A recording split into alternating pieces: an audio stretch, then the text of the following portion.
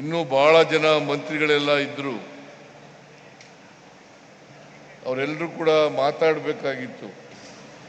ಎಲ್ಲಿ ಇಲ್ವಲ್ರಿ, ಅವ್ರು ಹೊಟ್ಟೋಗಿದ್ದಾರೆ. ಕೂತ್ಕೊಳ್ಳಿ, ನೀವೇನ ಲಾಯರು.